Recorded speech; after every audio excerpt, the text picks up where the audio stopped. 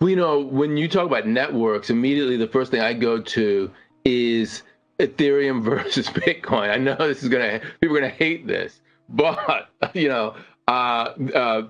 let's be honest.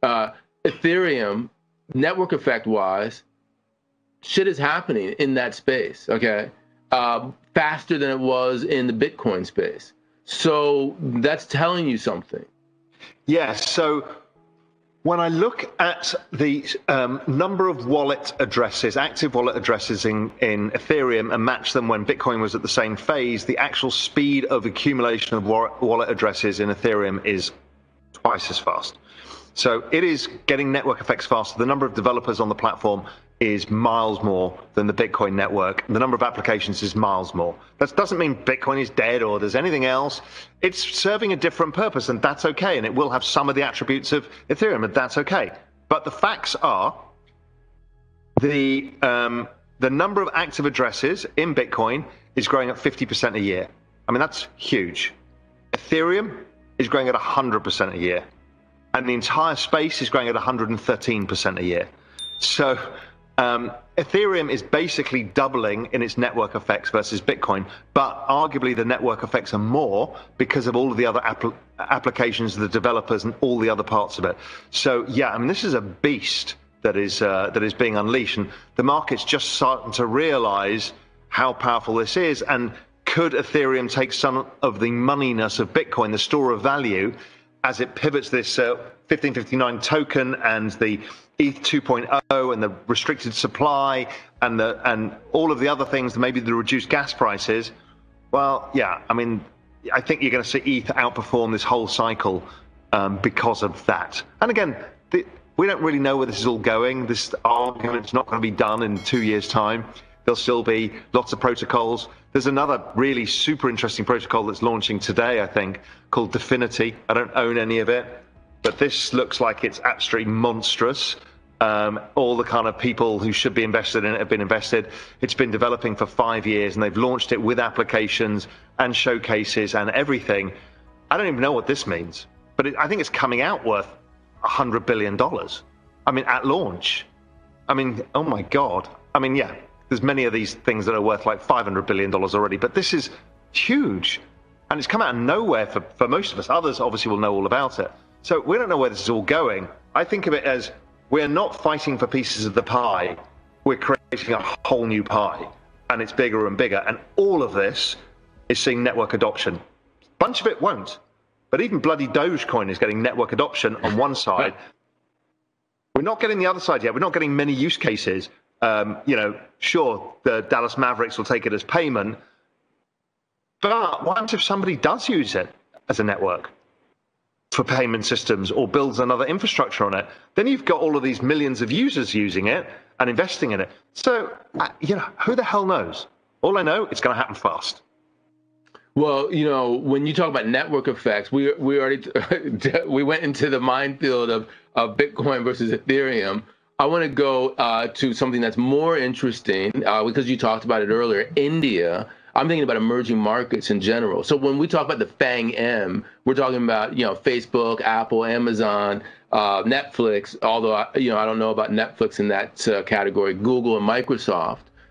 We see some of the FANG-M in China, as you mentioned, Tencent, Ant, Alibaba.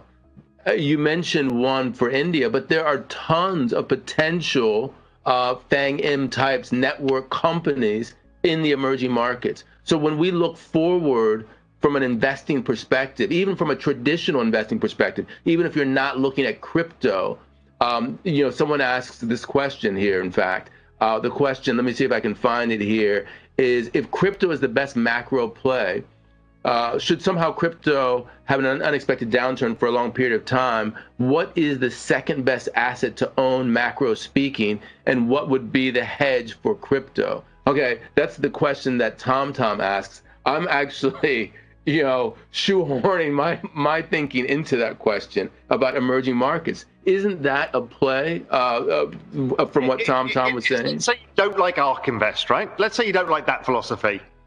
Because the US seems to be the center of these network effects. But as you rightly say, the application of these network effects in emerging markets is exponential in its own way. So you will see this, and you've seen it in India with the adoption of digital technologies. And I'm going to interview somebody in the next couple of weeks about the digital India stuff and what's happening at the fintech layer, which is fascinating. I mean, right now in India, Google Pay, which we don't have, Google Pay means I can send Ed Harrison $10 to your phone number. That's all I need. Because India has this UPI payments rail underneath that's instant payment system. So once you start multiplying the payments technologies and the fintech layers, you start to free up capital. You're freeing up capital in a country like India where capital is scarce, and you give it access to the global capital markets via cryptocurrencies, and you start upgrading to 5G technologies and all of this. Okay, you've got a game changer on your hands. You're going to change the trend rate of GDP growth. And that's not going to happen just to India. We've seen it in China. That will continue in China. China has figured this out a long time ago and is pretty much more advanced than anybody else in all of this. And then at the same time, we will see it spread across Africa, all emerging markets, and I think it will take a step change. I think countries like Saudi Arabia, which was basically driven by the dollar and oil, will see huge changes as it shifts towards EV, renewable energy, technology. Now, are they going to be successful or not? I don't know. It's all about network effects. We'll see it to see whether they start attracting businesses and they can attract capital that attracts new opportunities, and that creates the network effect within the economy that Silicon Valley did in the US. So yes, I think you're dead right. You know, I want to run something by you. It's a relatively cynical view. I think I mentioned this to you earlier in a Zoom that we had. This is about the EU. So going back to the German carbon thing. The German carbon thing is a great vehicle. Okay, the cynical view that I have is that, you know, the countries that are like, look, we want to get some deficit spending going here. Okay, we're Italy, we need some growth.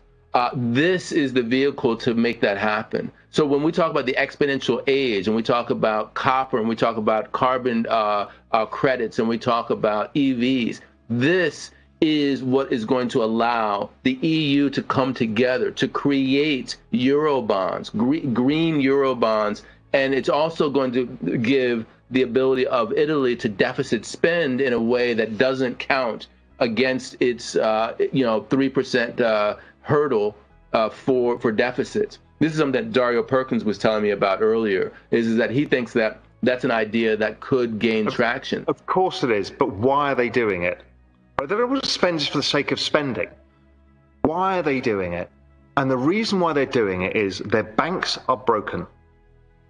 Right? This is why they're going to central bank digital currencies. They need to bypass the banking system. Europe has no growth. So it's got no growth, high debts, and a banking system that doesn't work. So you're going to have to somehow bypass the banking system, which is the central bank digital currencies, and then you'll need to retool the economy to something different that can generate higher growth. Because selling Louis Vuitton and German engineering is not going to cut it. Because these are, generally speaking, we need step change industries that don't employ that as many people. They've got aging populations across Europe. Louis Vuitton's not going to cut it? No, it's not going to cut it. It's a big bloody company, and Bernard Arnault is one of the richest men in the world, but still. So the electric age is where we're going into. That's the digital age, right? It's electricity capturing and transfer and attaching bytes to it. That, if you can spend money now to retool like you would do a factory to modern technology, which is retool all of Europe, you have a chance to generate enough growth to pay back some debts. But if you don't do it, so you have to take more debts to do it. So I get it. The bet's a mess. It's not easy. But if you don't do it, the economy's never going to transform itself, and you're stuck forever. So I kind of feel like you're damned if you do, damned if you don't, but at least one of them has a call option attached. Anything else doesn't have a call option. Most of the other outcomes have put options.